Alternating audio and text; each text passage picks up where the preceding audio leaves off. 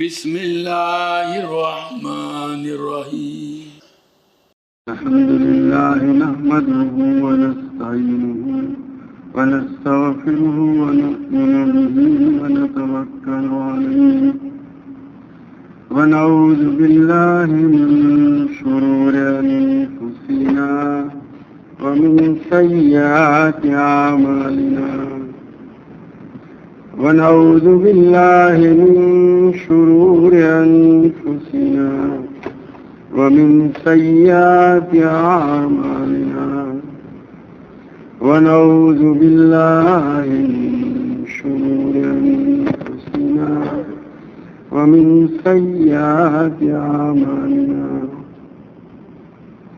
من يهده الله فلا مضل له ومن يضلله فلا هادي له ونشهد أن لا إله إلا الله وحده لا شريك له ونشهد أن سيدنا ومولانا محمدا عبده ورسوله صلى الله تعالى عليه وعلى آله وأصحابه وبارك وسلم تسليما كثيرا كثيرا.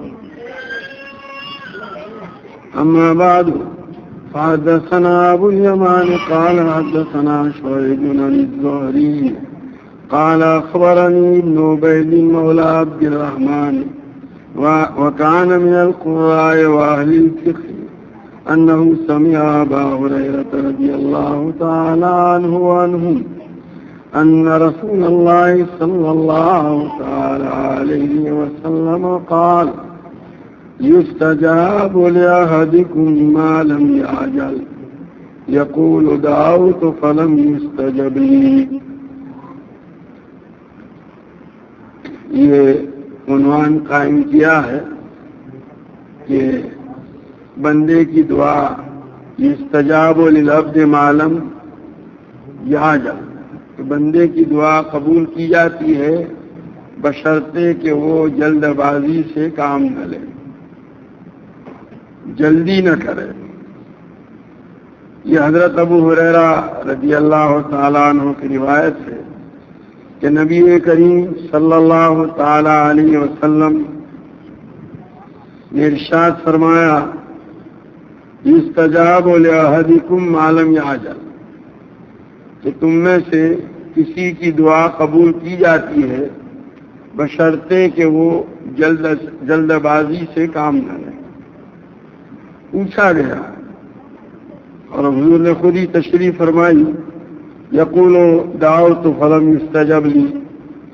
جلدی کا کیا مطلب ہے؟ جلد بازی کا مطلب یہ ہے کہ آدمی دعا کرتا ہے اور دعا کے دوران اپنی طرف سے وہ ایک وقت مقرر کرتا ہے کہ بھائی 2-4 دن میں 8 دن میں اس کا رزلٹ آ جانا چاہیے، یعنی میں جو دعا کر رہا ہوں وہ اس کا کچھ نتیجہ ظاہر ہونا چاہیے، اور اپنے ذہن سے مقرر کیے ہوئے وقت کے مطابق جب نتیجہ ظاہر نہیں ہوتا، رزلٹ نہیں آتا، تو پھر وہ کہنا شروع کرتا ہے کہ میں تو دعا کرتا ہوں لیکن دعا قبول نہیں ہوتی. یہ ہے جلد بازی، اور جب یہ شروع کر دیا تو پھر اس کی دعا قبول ہی نہیں ہوگی.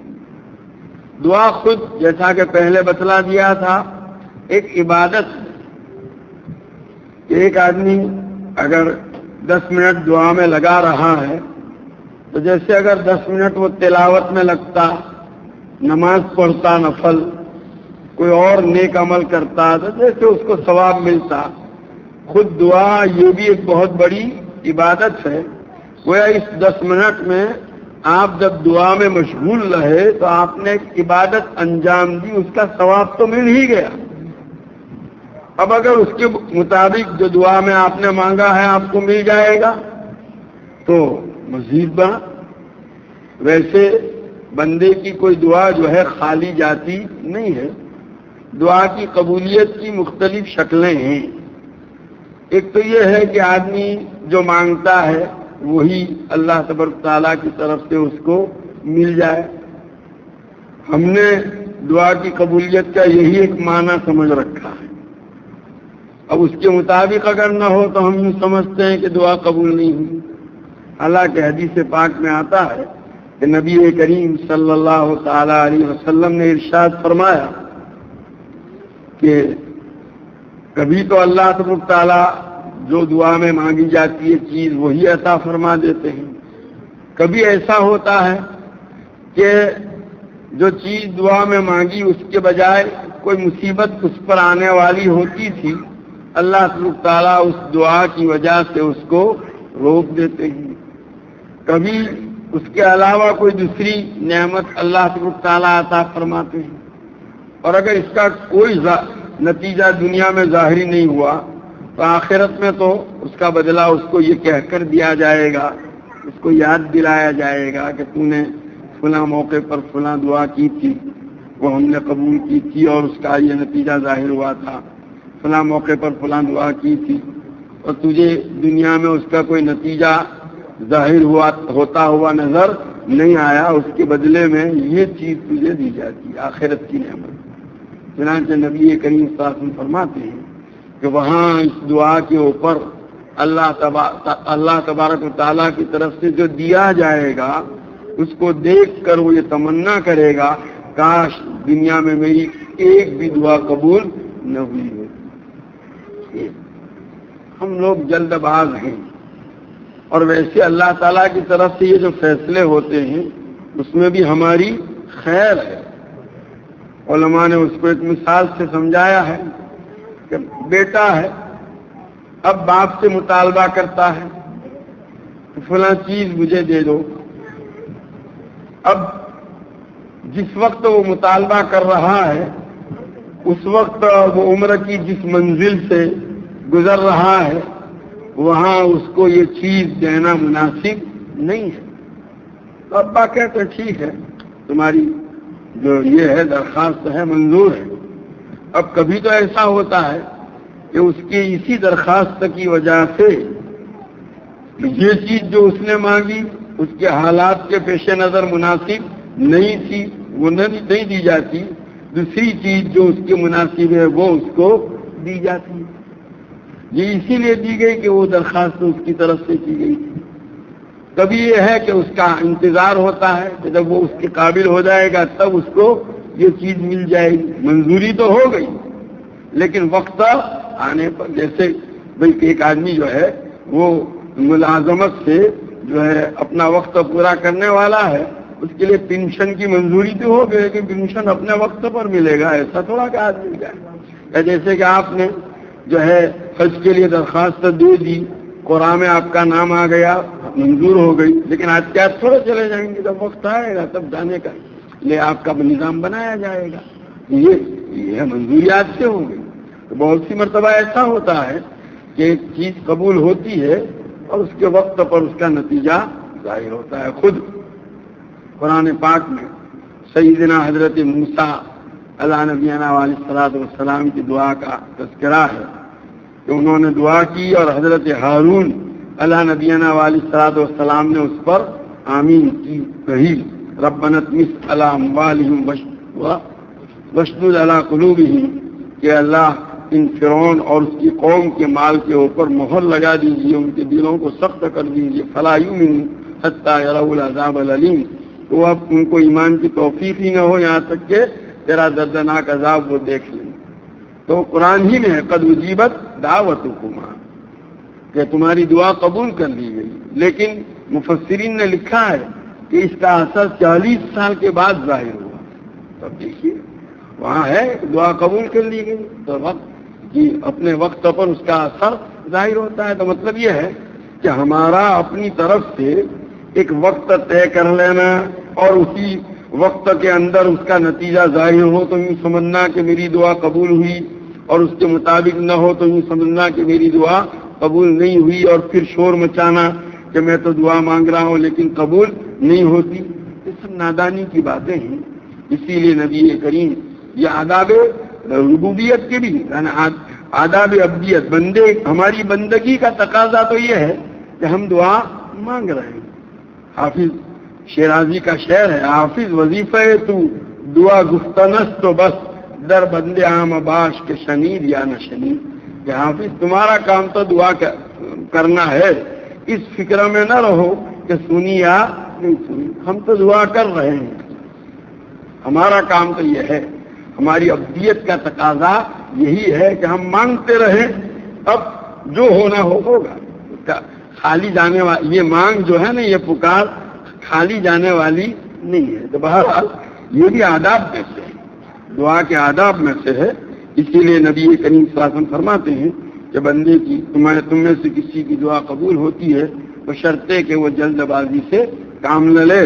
اور جلد بازی کا مطلب یہ ہے کہ انہوں کہتا پھرے کہ میں نے دعا تو کی لیکن قبول نہیں ہوئی. یہ صحیح نہیں. حدثنا عبداللہ قال حدثنی معاویۃ او ربیعۃ بن یزید حدثنا ابی ادریس عن ابی ہریرہ رضی اللہ تعالی عنہ ان النبی صلی اللہ علیہ وسلم قال يستجاب لأحدكم ما لم يدعو باسم او قطيعة رحم او يستعجل فيقول دعوت فلا أرى يستجيب لي فيدعو الدعاء. یہ بھی حضرت ابو ہریرہ رضی اللہ تعالیٰ عنہ کی روایت ہے. فرماتے ہیں کہ نبی کریم صلی اللہ تعالیٰ علیہ وسلم نے ارشاد فرمایا کہ یستجاب لأحدکم، کہ تم میں سے کسی کی دعا قبول ہوتی ہے بشرطے کہ کسی گناہ کی چیز کی دعا نہ کرتا ہو، او قطیعت رحم، یا رشتہ داری کے حقوق کو ضائع کرنے کی دعا نہ کرتا ہو. قطع رحمی، بھائی رشتہ دار کے ساتھ اس نے سنا اپنے بھائی کے لیے بد دعا کر رہا ہے، اپنے بیٹے کے لیے، اپنے باپ کے لیے، اپنے اعزاء کے لیے، تب یہ تو گویا رشتہ داری کے حقوق کو ضائع کرنا ہوا. او یستعجل، یا جب تک کہ وہ جلدی نہ کرے. یہ تین چیزیں آ گئی. اصل عنوان تو جلد بازی ہی کا تھا، چنانچہ جلدی کا مطلب یہ ہے دعو تو فلا ارا یستجیب بولی، کہ وہ یوں کہتا پھرے کہ میں نے دعا تو کی لیکن میں نہیں دیکھ رہا ہوں کہ میری دعا قبول ہو رہی ہے، اور یہ کہہ کر وہ دعا کرنا چھوڑ دے. ایسا نہیں ہونا. یہ بھی آداب میں سے ایسی چیز کی جس سے شریعت نے منع کیا ہے دعا نہ کی جائے. قرآن میں بھائی تعالیٰ نے تو حکم دیا ادعونی استجب لکم، کہ تم مجھے پکارو میں تمہاری پکار کا جواب دوں گا، تمہاری دعا قبول کروں گا. ان الذین یستکبرون عن عبادتی سیدخلون جہنم داخلین. بڑی سخت وعید ہے کہ جو لوگ میری عبادت سے جو ہے غرور کی وجہ سے سر اونچا رکھتے ہیں، یعنی میری عبادت نہیں کرتے، مطلب کہ دعا نہیں کرتے، وہ جہنم میں رسوا اور ذلیل ہو کر کے داخل ہوں گے. تو اتنی سخت وعید آگے دوسری روایت آ رہی ہے اس سلسلے میں.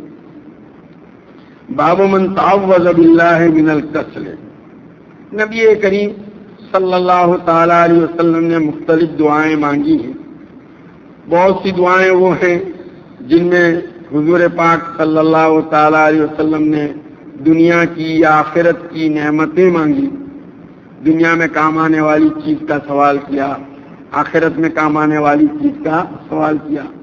بہت سی دعائیں وہ ہیں جس میں نبی کریم صلی اللہ تعالی علیہ وسلم نے کسی ایسی چیز سے جو دنیا کے اندر نقصان دہ ہے یا آخرت کے لیے نقصان دہ ہے اس سے پناہ چاہیے.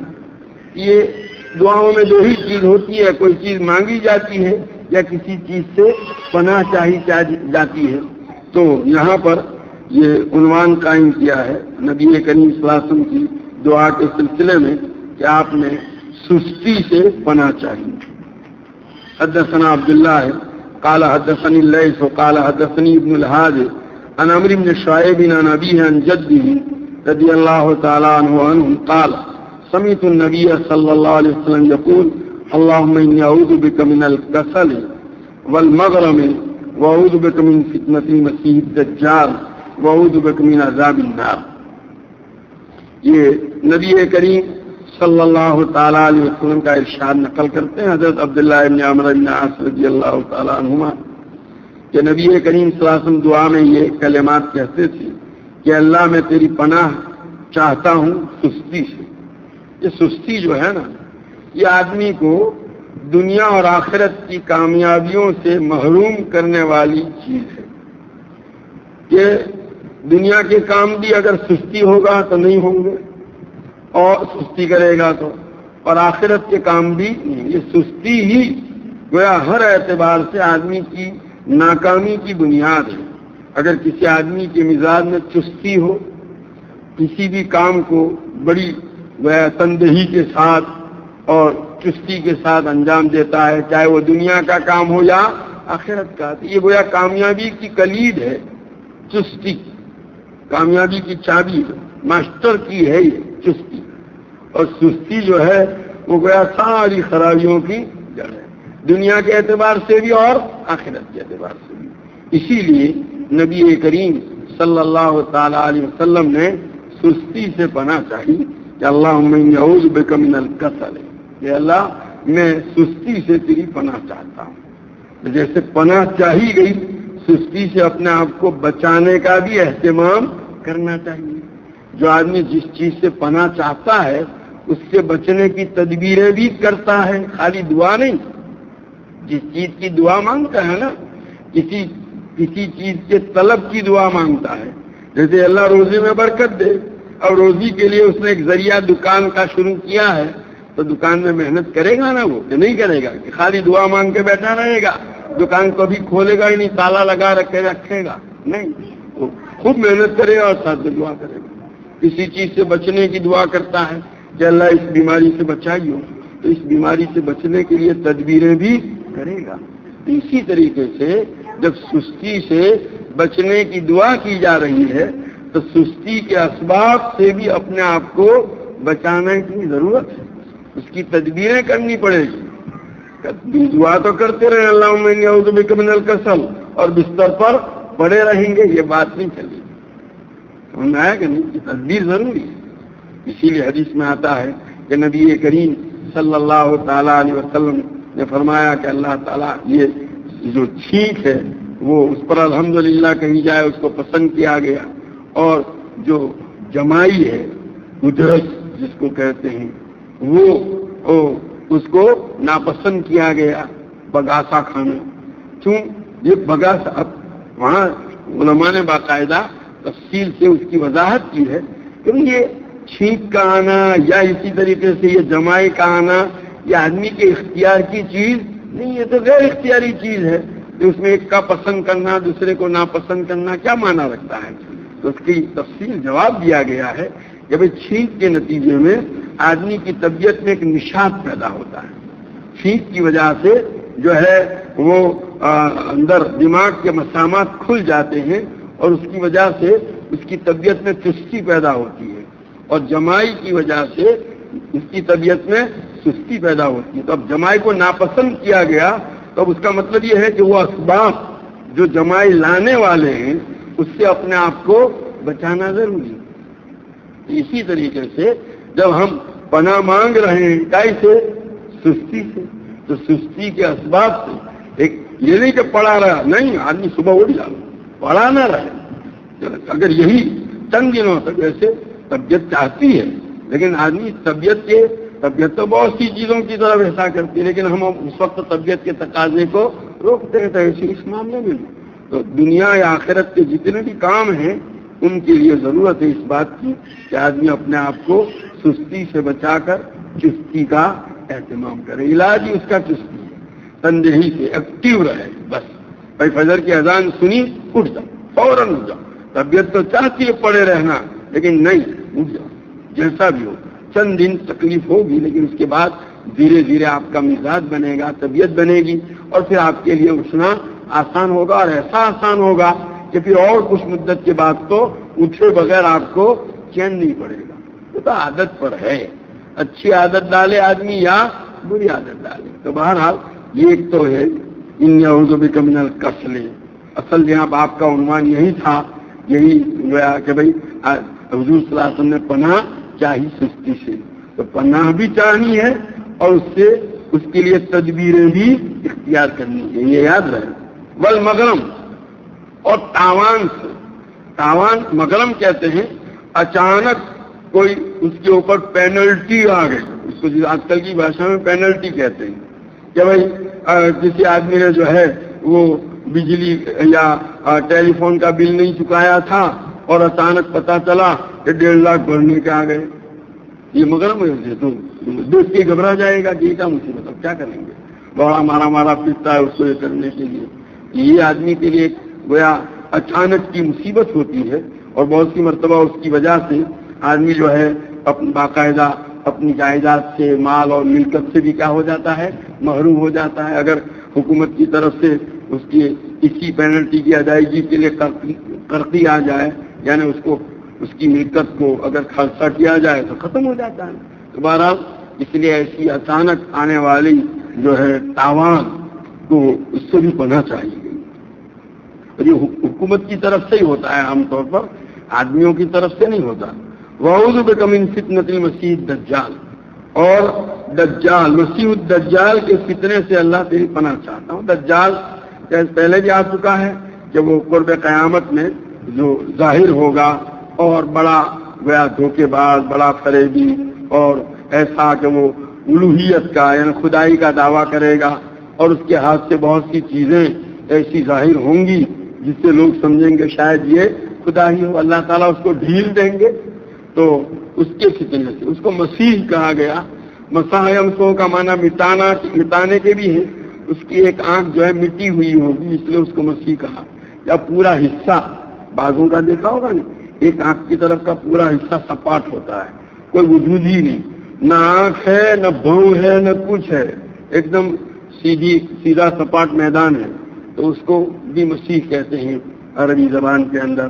اور بعضوں نے کہا کہ یہ وہ ایک مختصر زمانے میں چند دنوں کے اندر پوری دنیا کے اندر جو ہے وہ چکر لگا لے گا. مساحمسوں اس سے بھی ہے، چلنے سے، سیاحت سے ہے، اس معنی کر کے بھی اس کو مسیح کہا گیا. حضرت عیسیٰ علیہ نبیانہ علیہ الصلوۃ والسلام کے لیے بھی مسیح بولا جاتا ہے.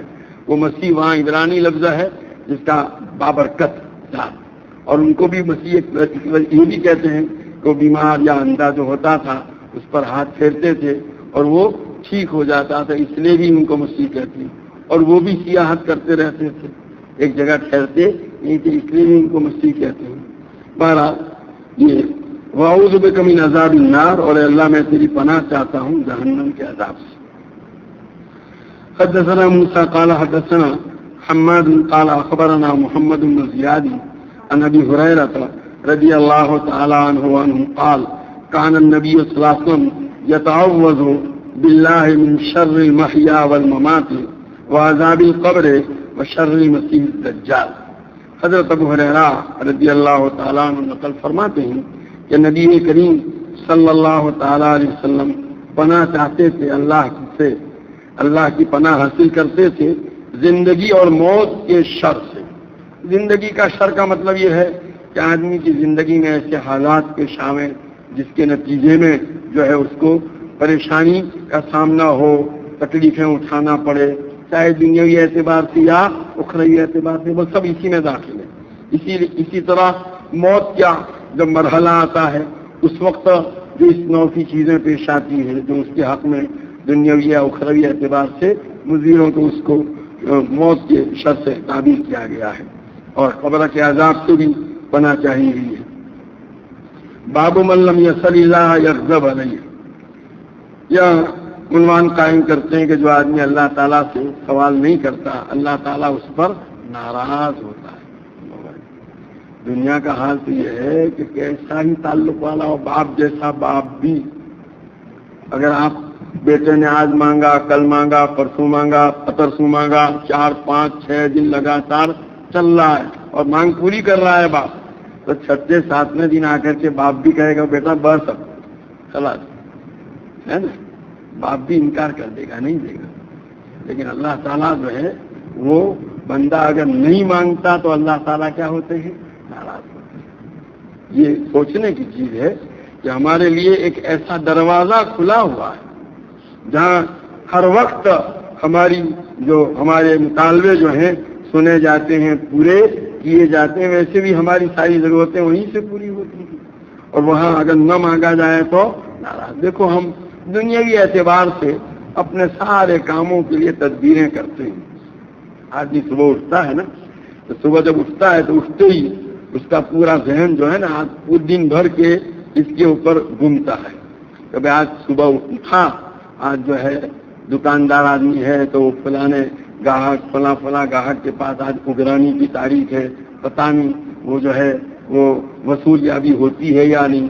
فلانے جو ہے بیوپاری کے یہاں مال کا آرڈر دیا ہے، پتہ نہیں وہاں سے مال آتا ہے یا نہیں.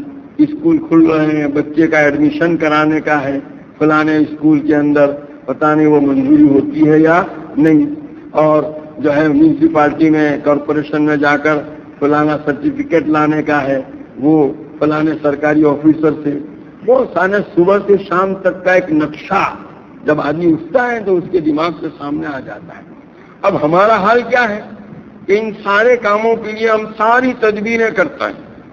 بھائی کارپوریشن میں جس افسر سے ہمارا کام اور پالا پڑنے والا ہے، ہم سوچتے ہیں کہ اس کی لنک کس کے ساتھ ہے، فلانا آدمی وہاں اس سے اپنے اس دوست کو لے کر اس کے پاس گئے اور اس کو لے کر اس کے پاس گئے اور پھر وہاں جا کر کے سفارش کروائی. ایسے ہی جب بچے کا ایڈمیشن فلانے اسکول میں مدرسے میں کرانا ہے تو وہاں جو ہے وہاں کے پرنسپل صاحب کے ساتھ تعلق فلانے دوست کا اور اس کے باپ کا ہے، تو 4 واسطوں سے جا کر وہاں پہنچتے ہیں. مطلب کیا ہے، یہ ساری تدبیریں کرتے ہیں، لیکن کبھی یہ نہیں سوچتے کہ ان سب کے دل جس ذات کے قبضہ قدرت میں ہیں، وہ اس سے بھی ہم ہاتھ اٹھا کر کے درخواست کریں، عرض کریں، اے اللہ تو اس کے دل کا مالک ہے، تو چاہے تو یہ کام آسانی کے ساتھ ہو سکتا ہے. کبھی ہمیں توفیق نہیں ہوتی. آج عام طور پر ہمارا مزاج یہ بنتا جا رہا ہے.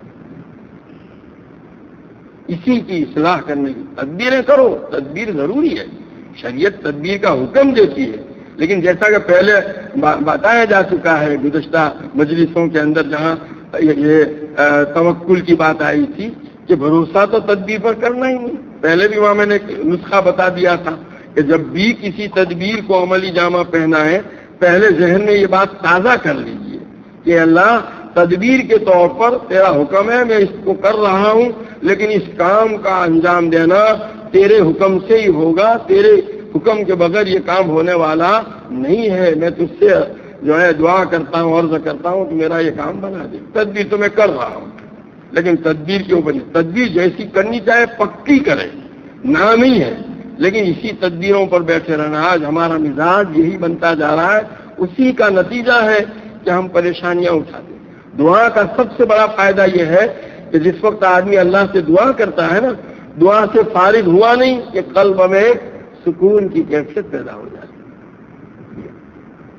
چاہے وہ کام ہو یا نہ ہو، اپنے وقت پر ہوگا، لیکن اللہ تعالیٰ قلب کو سکون عطا فرماتے ہیں. آج ہم نے بے چینیاں اپنے ہاتھوں سے جو کھڑی کر لی ہیں، اس کی ایک وجہ یہ بھی ہے. اس لیے ضرورت ہے اس کی عادت ڈالو. آپ تمام حضرات سے میں خاص طور پر تاکید کرتا ہوں کہ 24 گھنٹے میں 10 منٹ 15 منٹ 20 منٹ ہم لغویات میں اپنا سارا وقت کھو دیتے ہیں. اخبار دیکھنے کے لیے بیٹھیں گے تو 8 گھنٹہ اسی میں گزار دیتے ہیں. کوئی دوست مل گیا، ایسے ہی لغویات میں یہ کیا ہوا، فلانا کیا ہوا، اسی بات چیت کے اندر جو ہے 20-25 منٹ آدھا گھنٹہ گزر جاتا ہے، پتہ نہیں کہاں. تو اگر ہم اپنے 24 گھنٹے میں سے 10 منٹ 20 منٹ اگر اس کے لیے فارغ کر لیں روزانہ بلا ناغہ، کہ اللہ تعالیٰ سے ہم حاجتیں مانگیں گے اپنی، اور اپنی ہی نہیں، اپنے احباب، اپنے رشتہ دار، اپنے متعلقین، ان کے حق ہے. بھیا ہمارا بھائی ہے، ہمارا جو ہے ماموں ہے، ہمارا چچا ہے، ہماری خالہ ہے، ہماری پھوپھی، ہمارا رشتہ دار ہے، ہمیں معلوم وہ بیمار ہے، فلانے ہسپتال میں داخل ہے، اس کا بیٹا بیمار ہے، اس کا فلانا مسئلہ ہے، اس وقت وہ پریشان ہے، ہم جانتے ہیں. اس نے نہیں کہا لیکن ہمارے علم میں ہے. اسی طریقے سے ہمارا دوست ہے، وہ بھی اسی طرح. تو وہ کہے یا نہ کہے، اس کا ہم پر کیا ہے؟ حق ہے. دوستی کا تقاضا، رشتہ داری کا حق ہے کہ ہمارے علم میں جب آیا کہ یہ فلانی پریشانی میں مبتلا ہوا تو ہم کم سے کم ہم ایک تو تعاون بھی کریں، ساتھ میں دعا کا بھی اہتمام کریں. اور باقاعدہ بہت سی مرتبہ تو ان لوگوں کی طرف سے درخواستیں آتی ہیں، کون آتا ہے، کہتے ہیں کہ یہ پریشانی ہے ذرا دو، اور ہم بھی کہتے ہیں ہاں کریں گے، لیکن اپنے لیے نہیں کرتے تو ان کے لیے کیا کریں گے. آج ہم نے اپنا مزاج یہ بنا دیا، اسی کو یہ بتلانا۔ دیکھو جب بندہ نہیں مانگتا ہے تو اللہ کیا ہوتے ہیں؟ اللہ جب ناراض ہوگا تو آپ بتائیے، آپ ساری دنیا کی تدبیریں کر لیں گے تو بھی وہ کام ہونے والا۔ اس لیے بھائی یہاں سے آج یہ طے کر کے جاؤ کہ ہم جو ہے اپنے 24 گھنٹے میں روزانہ 10, 15, 20 منٹ کا وقت فارغ کریں گے کائے کے لیے؟ اور آپ کر کے دیکھ لو، 1 مہینہ کرو، 40 دن کر لو، پھر دیکھو اس کے کیا برکات ہیں، تو کبھی بھی آپ نہیں چھوڑیں گے۔ اور ویسے بھی حدیث میں آتا ہے کہ من وفق الدعاء وفق الاجابہ، کہ جس کو اللہ تعالیٰ کی طرف سے دعا کی توفیق ملتی ہے، اللہ تعالیٰ کی طرف سے اس کی دعا کو قبولیت بھی عطا کی جاتی ہے۔ آپ جو ہے دعا کرنا سیکھ لیجیے، اللہ تعالیٰ کے یہاں کیا ہوگی؟ قبول ہوگی۔ دوسروں سے کب تک کہتے بھی رہیں گے؟ خود ہی ایک حضرت مولانا شاہ ولی اللہ صاحب رحمۃ اللہ علیہ کے مواعظ میں بار بار کئی جگہ یہ پڑھا کہ ایک عورت تھی، اس کے یہاں مرغی تھی، تو وہ پڑوسن کے یہاں کبھی کوئی مہمان آ گیا تو وہ جا کے بہن ذرا ایک آدھ انڈا دے دو نا، مہمان آ گیا ہے۔ پھر کبھی آیا پھر اسی طرح بہن، تو پھر ایک مرتبہ پڑوسن نے کہا کہ بہن کیا جب یہ مہمان آتے ہیں انڈا مانگتی رہتی ہو، ایک مرغی پال لو نا۔ تو کہاں تک دوسروں سے ہم کہتے رہیں گے؟ کرنی ہے درخواست دعاؤں کے لیے، لیکن خود ہی مرغی پال لیں تو کیا حرج ہے بھائی؟ تو ضرورت اس کی ہے اس کا اہتمام کیا جائے۔ حدثنا عبداللہ بن محمد قال حدثنا مروان بن معاویہ قال حدثنا ابو الملیح صبیح قال حدثنا ابو صالح عن ابی ہریرہ رضی اللہ تعالی عنہ عن النبی صلی اللہ علیہ وسلم قال من لم يصل اللہ غضب اللہ علیہ، کہ جو اللہ سے مانگتا نہیں، دعا نہیں کرتا، اللہ تعالیٰ اس پر غضبناک ہوتے ہیں۔ اسی پر شراح نے لکھا ہے کہ اس سے تو معلوم ہوتا ہے کہ دعا کا مانگنا واجب ہے، ضروری ہے، یعنی کہ اللہ کے غضب سے اپنے آپ کو بچانا کیا ہے۔ تو اس سے معلوم ہوا کہ جو بھی حاجت ہو اس حاجت کی مناسب تدبیر کے ساتھ ساتھ دعا کا بھی اہتمام ضروری ہے۔ اگر دعا کا اہتمام نہیں ہوگا تو وہ تدبیر کامیاب نہیں ہوگی۔ حدثنا محمد بن عبید اللہ قال حدثنا حاتم بن اسماعیل عن ابی الملیح عن ابی صالح الخوزی قال سمعت ابا ہریرہ رضی اللہ تعالی عنہ یقول قال رسول اللہ صلی اللہ علیہ وسلم من لم يسأل یغضب علیہ، کہ نبی کریم صلی اللہ علیہ وسلم نے فرمایا کہ جو اللہ تعالیٰ سے مانگتا نہیں، دعا نہیں کرتا، اللہ تعالیٰ اس پر غضبناک ہوتے ہیں۔ اس میں ضرورت ہے اس کا اہتمام کیا جائے۔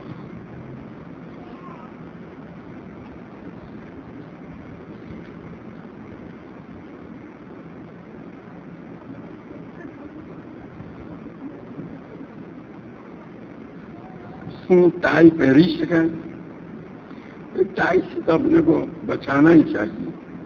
کئی مجبوریوں میں، مجبوری تو آپ بتائیں گے کون سی ایسی مجبوری ہے جس میں خواہ اپنے گلے کے اندر پھانسا ڈالنا کیا مانا رکھتا؟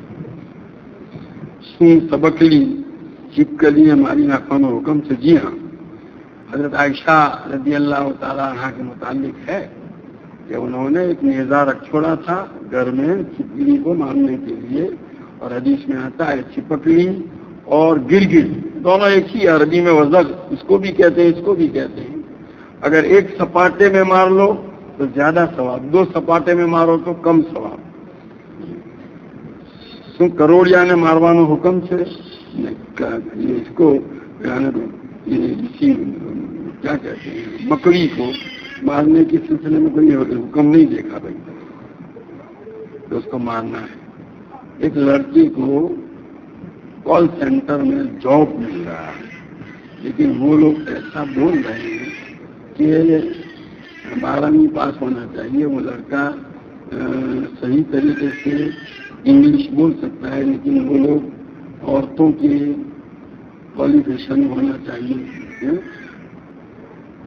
جب انگریزی، مجھے تو انگریزی نہیں آتا ہوں کچھ چاہیے، تو وہ 12ویں رزلٹ بنوا سکتا ہے یا نہیں؟ تو جھوٹا سرٹیفکیٹ تو حرام ہے بھائی۔ قسم توڑوانوں کا کفارہ سوچ ہے، 10 مسکینوں کو، 10 غریبوں کو 2 ٹائم کھلانا، یا کپڑے جس سے تن پوشی ہو جائے دینا، چاہے غلام تو اب رہنے آزادی کا مسئلہ، ان دو کی طاقت نہ ہو تو 3 روزے رکھ لیں۔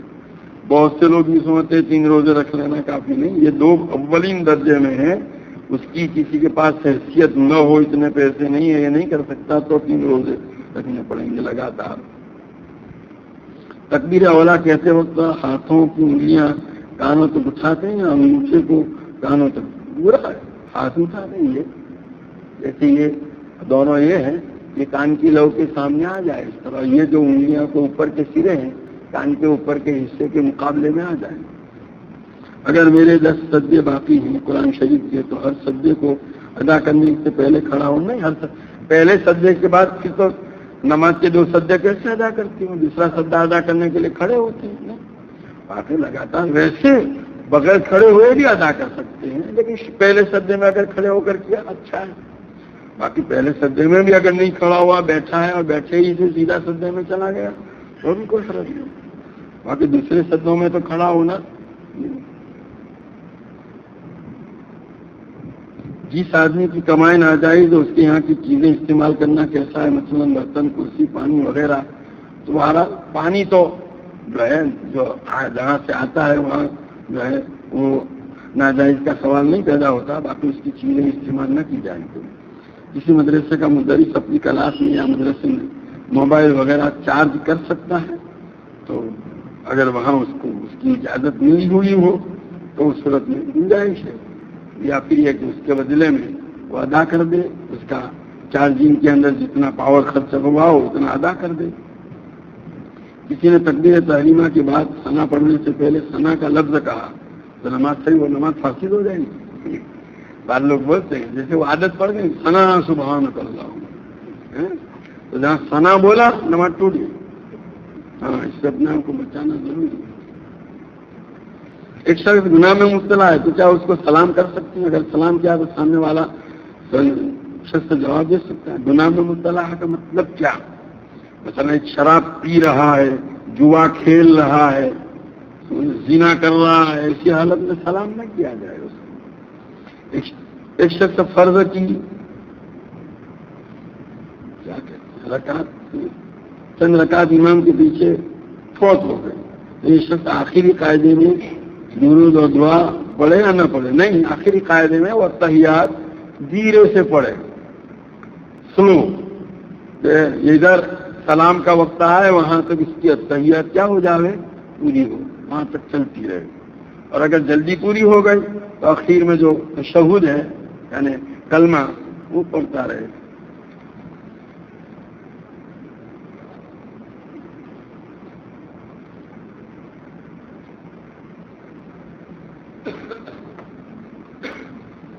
سبحانك اللهم وبحمدك وتبارك اسمك وتعالى جدك ولا اله غيرك اللهم صل وسلم وبارك على سيدنا ومولانا محمد وعلى ال سيدنا مولانا محمد كما تحب وترضى بعدد ما تحب وترضى ربنا ظلمنا انفسنا وان لم تغفر لنا وترحمنا لنكونن من الخاسرين ربنا آتنا في الدنيا حسنة وفي الآخرة حسنة وقنا عذاب النار اللهم وفقنا لما تحب وترضى من القول والعمل والفعل والنية والهدى۔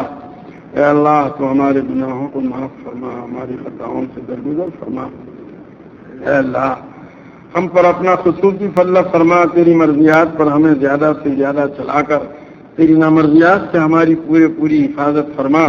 نبی کریم صلی اللہ تعالیٰ علیہ وسلم کے طریقوں سنتوں کو اپنی زندگی کے ہر شعبے میں جاری کرنے اور اپنانے کی تو ہمیں توفیق و سعادت عطا فرما۔